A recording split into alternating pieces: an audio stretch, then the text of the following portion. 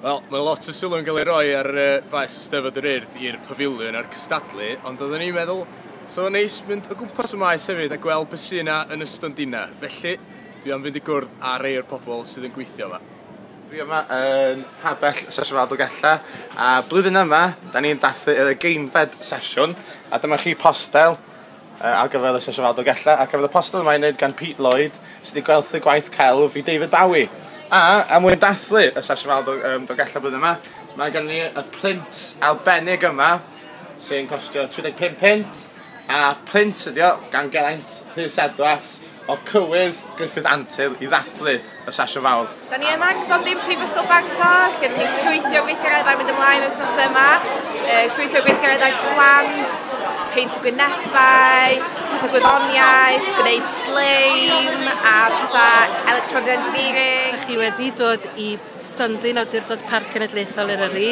Da ni yma ar y pen yn cydweithio efo RSP Cymru ac yn canolbwyntio'r gwaith ar y mawnogydd. Da ni'n gwneud efo'n gilydd i fyny yn Hiraethog ac yn Eryri.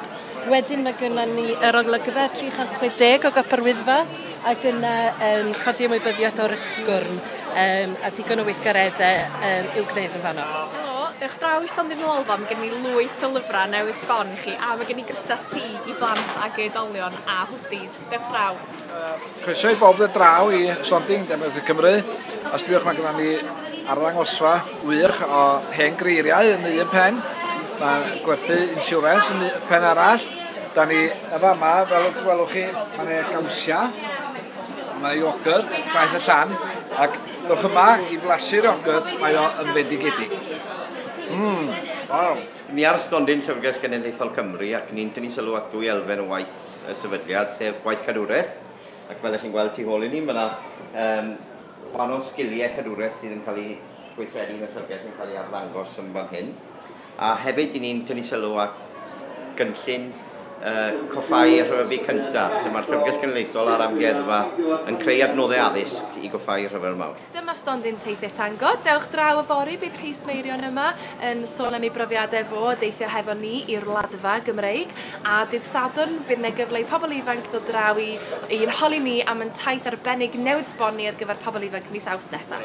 Croeso i'r gwyddonle, mae yna lot o bethau yn digwydd fan hyn heddi. Llwch chi dysgu sy'n iachau bywyd, dysgu am fflos blynyddoedd, mae yna tank cyffwrdd yn ni, hylif nitrogen, rhywbeth i bopeth. Da chi'n gweld ni. Ni yma stondin golwg, a mae gweithgareddau i hyrwyddo cwm trwy'r wythnos yn cynnwys sesiynau stori a hwyl i'r plant lleia, lliwio lluniau, peintio wynebau a cyfle i gwrdd â cwm. Ymunwch efo ni ar y maes yn stofyn Ifor Williams. Gewch chi wneud llawer iawn o gweithgareddau da. Croeso i stondin Llywodraeth Cymru. Mae yna lot fawr o ddigwyddiadau yn digwydd yma. Wedi bod dechrau wythnos, mae Martin Geraint, Heini wedi bod yn perfformio yma hefyd i'r Plantos Bach. Heddi hefyd, ni'n cael gweithdai Radio Cymru FM ac yna ar fi'n mynd ar y llwyfan mae Ed Holden i wneud chydig bach o beatboxio. Felly, os ych chi'n dlan i'r Steddfod, dewch draw i stondin Llywodraeth Cymru. Dyma ni ar stondin yr Ymddiriedolaeth Genedlaethol.